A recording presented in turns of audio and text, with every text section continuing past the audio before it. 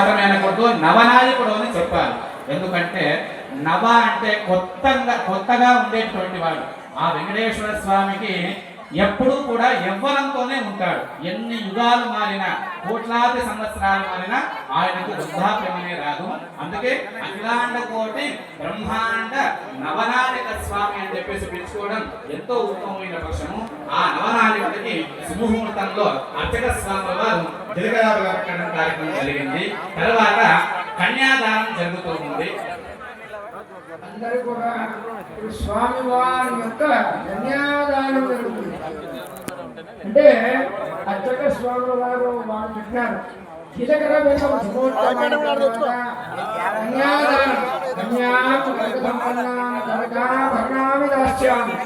విష్ణులోక జీవించారు. అంటే మనము ఒక కన్యాదానం చేస్తే మన పూర్వీకులందరూ కూడా 12 తరాల వాళ్ళు ఏ విధంగా బ్రహ్మలోకానికి వెళ్తారో ఆ సాక్షాత్ శ్రీమన్నారాయణ కళ్యాణం అందరూ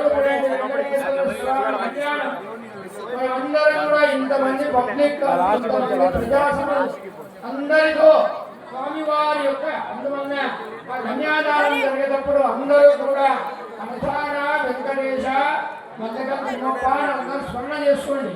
మీరందరూ చేసినట్టు లెక్కే, అర్చక స్వామి వారు చేస్తే అందరూ చేసినట్టు లెక్కే కనుక ఒక్కసారి కన్యాదానం సంపన్న గోవింద గోవింద మహాపురుషాయ ప్రవచ్యమానస్య ఆద్య బ్రాహ్మణ దివ్యాప్రాదే శ్వేతవరాహ గంధే వైవస్త్రమంతరే కలిగే భూమజనే ప్రథమవర్షే దేశీ గోదావరియా కృష్ణా కావేర్యో కృష్ణా తుంగభద్రా మధ్యప్రదేశే ఆదిశిలాక్షేత్రే అశ్విన్ వ్యవహారజానుమానేన ప్రభవాది దక్షిణామ సంవత్సరमध्ये ఉత్తరాయణే దక్షిణాయనే హేమంతమే మానసమాదే శుక్లపక్షే హితాయాం చతుర్దశ్యాం త్రయోదశ్యాం. అందరూ గమనించాలి, అన్ని క్షేత్రాల్లో వెళితే సంకల్పం ఒక లెక్క ఉంటుంది, మద్దకం క్షేత్రానికి వస్తే సంకల్పం వేరే ఉంటుంది. ఏ విధంగా ఆ విధంగా ఈ కళ్యాణ మహోత్సవం సంకల్పం చేసేటప్పుడు ఈరోజు కృతికా నక్షత్రం ప్రవేశమవుతుంది. రాత్రి 11 నుండి 12 గంటలకు కర్కాట లగ్నం వస్తుంది. అదే తిరుపతి వెంకటేశ్వరుని కళ్యాణం చేస్తే వైశాఖ శుద్ధ దశమి రోజు పగలు 11 గంటల నుండి 12 గంటల కర్కాట లగ్నం వస్తుంది. సేమ్ అక్కడైనా కళ్యాణం ఒకటే, ఇక్కడైనా కళ్యాణం. ఇక్కడ మార్గశిర మాసము, అక్కడ వైశాఖ మాసం. అంటే 6 నెలలు దీనికి ఆయిరం తేడా. కనుక వెంకటేశ్వర స్వామి యొక్క గోత్రం ఇక్కడ మరి వాసిష్ఠ పైత్రాభరణ ప్రియార్ష ప్రవరాన్విత కౌండిన్యస గోత్రోద్భవ. స్వామివారి యొక్క గోత్రం ఏదయ్యా అంటే కౌండిన్య మహాముని యొక్క గోత్ర ప్రవణం చెప్పడం మన సాంప్రదాయ ఆచారం. అదేవిధంగా చతుస్సాగర భయంతం గోబ్రాహ్మణేభ్యాశుభమస్తు. అఖిలాండ కోటి బ్రహ్మాండ నాయకుడు 14 లోకాల అధిపతి మరి స్వామివారి యొక్క ముత్తాత పేరు ఏం పేరంటే అనిరుద్ధ శర్మణే ప్రపౌత్రాయ, అనిరుద్ధ శర్మణే ప్రపౌత్రాయ, అనిరుద్ధ శర్మణే ప్రపౌత్రాయ. చతుస్సాగర భయంతం గోబ్రాహ్మణేభ్య శుభమస్తు నిత్యం. ప్రద్యుమ్న శర్మణే పౌత్రాయ, ప్రద్యుమ్న శర్మణే పౌత్రాయ, ప్రద్యుమ్న శర్మణే పౌత్రాయ. చతుస్సాగర భయంతం గోబ్రాహ్మణేభ్య శుభమస్తు నిత్యం. వాసుదేవ శర్మణే పుత్రాయ, వాసుదేవ శర్మణే పుత్రాయ. శ్రీ ఆదిశిలాక్షేత్ర గిరిశాచలవాస శ్రీ రుద్రాంతర్గత భారతీరమణ ముఖ్య ప్రాణాంతర్గత మందకం లక్ష్మీ వెంకటేశాయ నారాయణాయ వరాయ. మనం కన్యాదానం చేస్తే సాక్షాత్ నారాయణ, కానీ ఇక్కడ నారాయణ కళ్యాణం నారాయణాయ వరాయ. కన్యగోత్రం సముచ్చార్య భారద్వజ భారద్వాజ ఆంగీరస త్రీరస ప్రపరాన్విత భారద్వాజ గోత్రోద్భవే. రత్నాకర శర్మణే ప్రపౌత్రీం, రత్నాకర శర్మణే ప్రపౌత్రీం, రత్నాకర శర్మణే పౌత్రీం, హేమాకర శర్మణే పౌత్రీం, హేమాకర శర్మణే. లక్ష్మీదేవి ఎక్కడ పుట్టింది? రత్నాల్లో పుట్టింది. కైతల ఎక్కడ పుట్టింది? బంగారంలో పుట్టిందమ్మా. హేమాకర శర్మణే సముద్రరాజతనయ శ్రీరంగదామేశ్వరి సముద్రంలో పుట్టినటువంటి అమ్మాయి లక్ష్మీదేవి అనేటువంటి కన్యను స్వామివారికి ఇస్తున్నాము. వినోదండి ఆత్మేశ్వరం.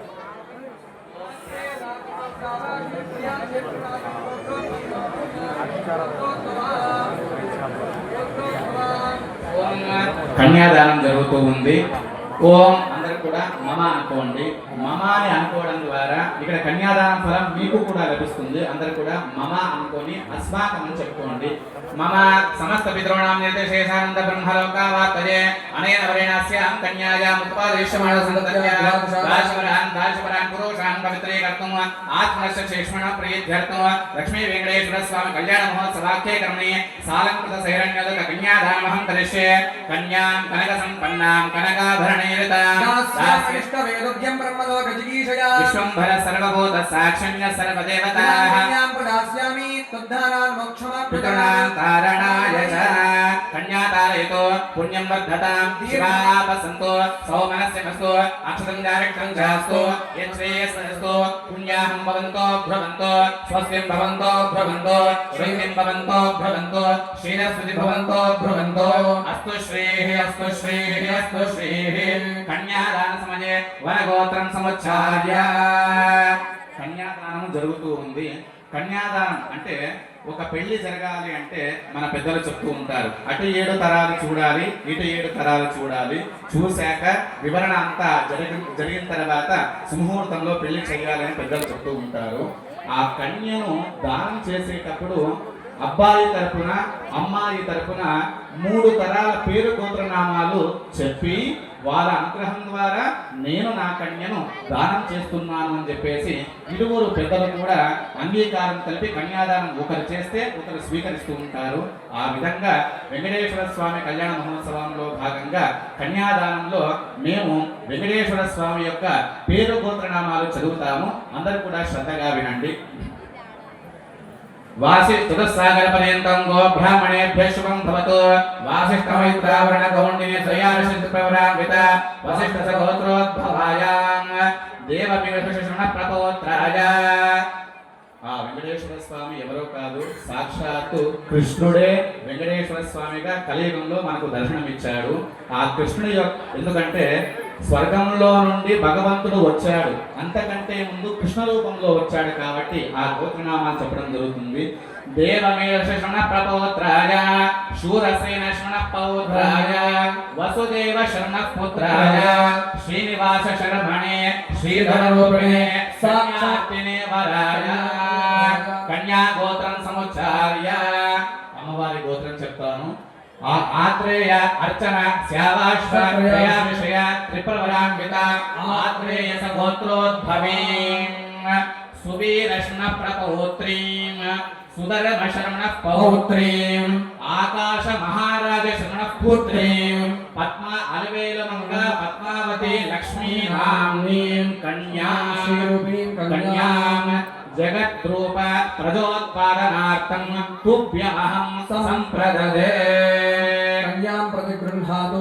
ఓం కైదం కస్మాత్ తదాతః కామో జాతాత్ కామో దాతా కామ ప్రతిగృహీత కామం సముద్రమావేశ కామేన త్వా ప్రతిగృహామి కామే తత్తే వృత్తిరసిద్ధ్యౌ స్వ తథాతు పృథివీ ప్రతిగృహాతు ధర్మ ప్రజా సిద్ధ్యర్థం కన్యాం ప్రతిగృహామి इति वदेतु वसिष्ठ गोत्राय शुने तुभ्यं दत्तां विप्रसमाश्रय कन्ये ममागतो भूया कन्ये मे देवपाश्रयोः कन्ये मे प्रभो भूया उद्धारान् मोक्षमाप्नुयात् मम वंशकुले जाता पालिता वत्सराशको तुभ्यं विप्रमया दत्ता पुत्रपौत्रप्रवर्धिने धर्मे च अर्थे च कामे च नातिचरितव्या नातिचरामि धर्मे च अर्थे च कामे च नातिचरितव्या नातिचरामि धर्मे च अर्थे च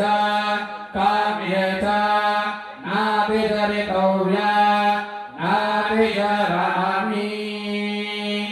सालंकृत लक्ष्मी वेंकटेश्वर स्वामी कल्याण महोत्सवाख्ये कर्मणि सालंकृत सहिरंजोदक कन्यादानं तुभ्यमहं संप्रददे. अश्वमेध याग वाद కుజయాగ పౌండరీకయాగ సంపూర్ణ సకల సోమయాగ సంపూర్ణ సకల ఫల ప్రాప్త్యర్థం కన్యాదానం తుభ్యమహం సంప్రదదే తదేవ రత్నం సుదినం తదేవ తారాబలం చంద్రబలం తదేవ విద్యాబలం దైవబలం తదేవ లక్ష్మీపదే తేంగ్రీగం స్మరామి కన్యాదానం సమర్పయామి. అయితే కన్యను దానం చేస్తారు. 7 తరాలు ఇరువురు పక్షం చూసుకున్న తర్వాత పిల్ల తండ్రి అబ్బాయికి కాలు కడిగి జీలకర్ర బెల్లం పెట్టిన తర్వాత తన కన్యను దానంగా ఇస్తాడు ఆ అబ్బాయికి. ఈ కన్యాదానం ఎందుకు చేస్తారు, ఒకవేళ చేస్తే ఏం ఫలితం మనకు వస్తుంది అనేటటువంటిది తెలుసుకుని కన్యాదానం చేస్తేనే దానికి ఒక పరమార్థం ఉంటుంది. ఏదో వాయిద్యాల మధ్య అయ్యగారు వచ్చి 4 మంత్రాలు చదివి మన చేతిలో 4 మంత్రాలు అనిపించి ఏదో పెళ్లి అయిపోగొట్టాడు అయిపోయిందిలే అంటే అది లౌకికమవుతుంది కానీ శాస్త్రం కాదు. దానికి చేసినా కూడా ఫలితం కొంతవరకే వస్తుంది. ఒక కార్యక్రమం చేస్తే ఎందు గురించి చేస్తున్నామో తెలుసుకోవడం చేయడం ద్వారా, భక్తితో చేయడం ద్వారా, నమ్మకంతో చేయడం ద్వారా ఆ పూజకు ఒక ఫలితం అనేది భగవంతుడు మనకు అందజేస్తాడు. ఆ విధంగా చూసుకున్నట్లయితే కన్యాదానం మనం ఇక్కడ ఎందుకు చేస్తున్నాము పెళ్లిల్లో అంటే, తన ఒకసారి కన్యను దానం చేయడం ద్వారా పిల్లనిచ్చిన అంటే పిల్లను కన్న తండ్రికి తీసుకున్న అబ్బాయి తల్లిదండ్రులకు ఎంత ఫలితం వస్తుంది అంటే 1,00,000 గోవులను దానం చేస్తే ఎంత ఫలితం రావాలో, భూమండలానికి 3 సార్లు ప్రదక్షిణ చేస్తే ఎంత ఫలితం రావాలో, 1,00,000 మంది బ్రాహ్మణులకు అన్న సంతర్పణ చేస్తే ఎంత ఫలితం రావాలో, అదేవిధంగా అశ్వమేధ యాగము, సోమయాగము, వాజపేయ యాగము, అగ్నిష్టోమ యాగము ఇవన్నీ చేయడం ద్వారా ఎంత ఫలితం వస్తుందో అంతే ఫలితం ఒక్కసారి కన్యను దానం చేయడం ద్వారా వస్తుంది అని శాస్త్రం చెబుతుంది. అయితే మనం సహజంగా అమ్మాయి పుడితే అబ్బా చక్కటి లక్ష్మి పుట్టింది నాయన అని చెప్పేసి అంటాం. ఎందుకని లక్ష్మి సంబోధిస్తాం అమ్మాయిని అంటే, అబ్బాయి పుడితే తన వంశాన్ని మాత్రమే అభివృద్ధి చేస్తాడు. అదే మనకు అమ్మాయి పుడితే పుట్టినింటిని కూడా ఉద్ధరింప చేస్తుంది, మెట్టినింటిని కూడా అభివృద్ధి చేస్తుంది. అంటే అశ్వమేధ యాగం ఫలితం రావాలి అన్నా, 1,00,000 గోవులను దానం చేసిన ఫలితం రావాలి అన్నా, 3 సార్లు భూమికి ప్రదక్షిణ చేసిన ఫలితం రావాలి అన్నా కన్యను దానం చేయడం ద్వారా వస్తుందని ఇందాక చెప్పాను. అసలు కన్యలే లేకపోతే ఇవన్నీ ఫలితాలు ఎక్కడికి వస్తాయి? రాదు.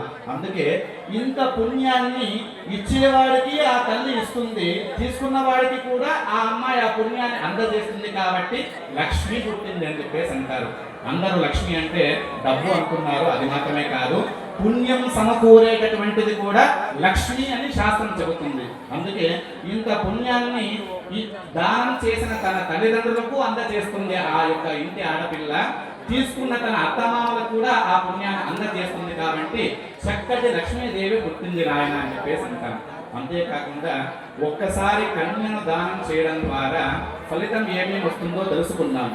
ఎవరి సమక్షంలో చేస్తాము కన్యాదానం అంటే, బ్రాహ్మణుల వేద మంత్రాల సాక్షిగా, పంచభూతాల సాక్షిగా, అష్టదిక్పాలకుల నవగ్రహాల సాక్షిగా, బంధుమిత్రాదుల సాక్షిగా తన తండ్రి అల్లుడిని ఒక మాట అడుగుతాడు. ఏమని అంటే, ధర్మేచ అర్థేచ కామేచ నాతి చరితవ్య అని అడుగుతాడు. అంటే అర్థం ఏమిటి అని అంటే, తన మామగారు అడిగేటటువంటిది, నాయన అల్లుడు, నా యొక్క కుమార్తెని 18 సంవత్సరాలు కంటికి రెప్పలాగా నేను చూసుకున్నాను. నా యొక్క కుమార్తె శీలవతి, గుణవతి, రూపవతి, భాగ్యవతి. అటువంటి అమ్మాయిని నేను అందరి సమక్షంలో నీకు ఇస్తూ ఉన్నాను కదా, ఇచ్చేటప్పుడు కొన్ని షరతులు పెట్టి ఇస్తున్నాను అంటాడు తన తండ్రి.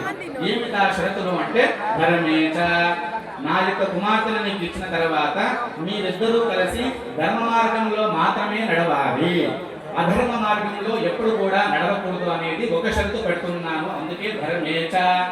రెండోది అర్థేచ.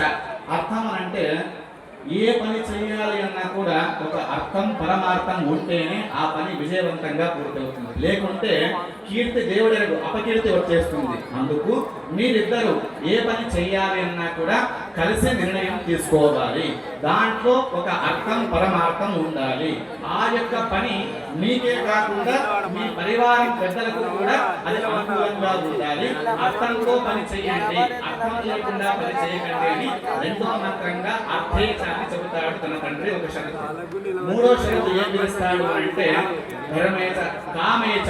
కామేచ అంటే ఒక వస్తువు ఇష్టపడ్డా, ఒక నగదు ఇష్టపడ్డా, ఒక ప్రదేశం ఇష్టపడ్డా ఇద్దరు కూడా పరస్పరంగా అంగీకారం తెలుపుకొని వస్త్రం కొనుగోలు చేయండి లేదా ఆభరణం కొనుగోలు చేయండి. ఏ పని చేసినా కూడా ఇద్దరు కూడా మనస్ఫూర్తిగా చేయడమే కామేచ అంటారు. ఇవన్నీ అంటే సుఖ దుఃఖాలు తోడుగా నీడగా ఉండాలి, ధర్మ మార్గంలో నడవాలి, చేసే పనిలో అర్థం పరమార్థం ఉండాలి, ఇద్దరు కూడా మనస్ఫూర్తిగా దాంపత్యాన్ని కొనసాగించాలి. ఎంత కష్టాలు వచ్చినా కూడా ఈ దాంపత్యం అనేది విడకూడదు అని నేను నీకు షరతులు పెడుతున్నాను. దీనికి నువ్వు అంగీకారం తెలిపితే నా కన్యను నీకు దానంగా ఇవ్వడానికి నేను రెడీ అంటాడు పిల్లనిచ్చిన తండ్రి. అందుకు అల్లుడు ఏమంటాడో తెలుసా దానికి? నాతి చరామి అని మాట ఇస్తాడు. నాతి చరామి అంటే మామగారు ఈ షరతులు ఏవైతే పెట్టారో అవన్నీ కూడా ఆ సంస్కారం గురించి మా తండ్రి గారు నాకు ముందే తెలిపి ఉన్నారు కనుక మీరు పెట్టిన షరతులు నేను అంగీకారం తెలుపుతున్నాను. ఎలా తెలుపుతున్నాను అంటే నేను కూడా బంధుమిత్రాదుల సాక్షిగా, అతిరథ మహారాజుల పంచభూతాల సాక్షిగా నేను కూడా నాతి చరామి అని చెప్పేసి అంటున్నాను. నాతి చరామి అంటే అర్థం ఏంటంటే మీరు పెట్టిన షరతులకు నేను అంగీకారం తెలుపుతున్నాను. ఎంతవరకు తెలుపుతున్నాను అంటే నా ఆయుష్ ఉన్నంత వరకు నువ్వు పెట్టిన షరతులను నేను అంగీకారం తెలుపుతున్నానని ఒక ఉద్దేశంతోనే ఆ పిల్లవాడు నాతి చరామి అని పిలుపుతాడు. కన్యను దానం చేసేటప్పుడు ఇన్ని తెలుసుకొని చేస్తేనే ఆ యొక్క కన్యాదాన ఫలితం మనకు లభిస్తుంది. ఏదో ఒక టెంకాయ పెట్టి దాని మీద పాలు పోసి అప్పగించామంటే అదే వస్తువు కాదు. ఒక కన్యను దానం చేయడం ద్వారా ఇంత ఫలితం వస్తుంది, దానిలో ఇంత పరమార్థం ఉంది. అంతేకాకుండా ఒక్కసారి కన్యను దానం చేయడం ద్వారా పైనున్న మన పూర్వీకులకు కూడా అంటే వాళ్ళ పేరు చెప్పి కన్యాదానం చేసిన తాతగారు ముత్తాతగారు వారు ఏ రూపంలో ఉన్నా కూడా స్వర్గలోక ప్రాప్తి కలుగుతుంది. అంతేకాకుండా తిరిగి మళ్ళీ మా యొక్క వంశ విషయంలోనే వారి పిల్లలుగా జన్మించి వారి ఆదరణ పాలన చూసుకునే భాగ్యం కూడా ఈ కన్యాదానం ద్వారా ఆ యొక్క దంపతులకు లభించని అనే ఉద్దేశంతో కన్యను దానం చేయడానికి ముఖ్య విషయం. అటువంటి కన్యాదానం ఇప్పుడు జరిగింది. కంకణ దానం జరుగుతుంది. ఓం కంకణ మాంగళ్య పూజాఖ్యం ఓం హిరణ్యవర్ణాం హరిణి సువర్ణ రజతస్రజ చంద్ర హిరణ్మయీ లక్ష్మీం జాతవేదో కామావహ జాతవేదో లక్ష్మీరమణపగామినీ తస్యాం హిరణ్యం విందే గంగామశ్వం పురుషాణహం అశ్వపూర్వాం రథమధ్యాం హస్తినానాద ప్రబోధినీ దేవేవ మహ్పదే శ్రీర్మా దేవేజుషతాం స్మితాం హిరణ్య ప్రాకారామార్ద్రాన్ జ్వలంతీం తృప్తాం తర్పయంతీం స్థిరాం పద్మవర్ణాంతామిహ మహ్పదే శ్రజం యశసా జ్వలంతీం శ్రియం లోకే దేవజుష్టాముదారాం పద్మనేమీం శరణమహం ప్రపద్యే లక్ష్మీర్మే నశ్యతాం త్వాం వృణే శ్రీరంగధామేశ్వరీ నాసేభూత సమస్తదేవ వనితాన్ లోకైకదీపాంకురాన్ బ్రహ్మేంద్రగంగాధరాం త్రైలోక్యకుటుంబినీం సరసిజాం వందే ముకుంద ప్రియాం లక్ష్మీర్భోక్షలక్ష్మీర్జయలక్ష్మీ సరస్వతీ శ్రీర్లక్ష్మీర్వరలక్ష్మీశ్చ ప్రసన్నా మమ సర్వదా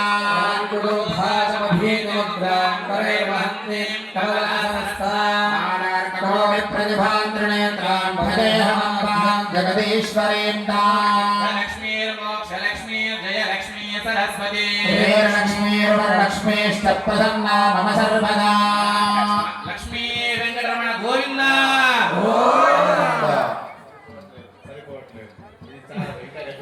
ఇందిరారమణ గోవింద. మీకు ఈ కళ్యాణం తర్వాత అందరూ వచ్చి దాసాంగం పెడతారు కదా, ఆ దాసాంగం కావాలంటే ఒక కుండ ఎక్కువ చేసి నైవేద్యం పెట్టి బాగా తినండి. ఆ శక్తి రావాలంటే ఇప్పుడు గట్టిగా వదకండి. లక్ష్మీరమణ గోవింద, ఇందిరారమణ గోవింద. ఓం ఏన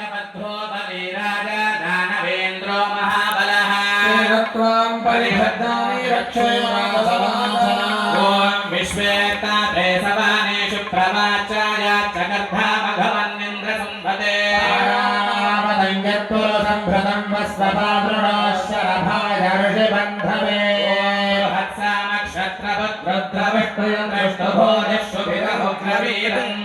స్తోమేన పంచదశేన మధ్యమిదం వాతేన సకరేణ రక్షా ముహూర్తమస్తు సుప్రతిష్ఠితమస్తు సూర్యానాం నవానాం గ్రహాణాం అత్యంతానుకూల్యత ఫలసిద్ధిరస్పతి మహాంతో ప్రార్థయంతు తథా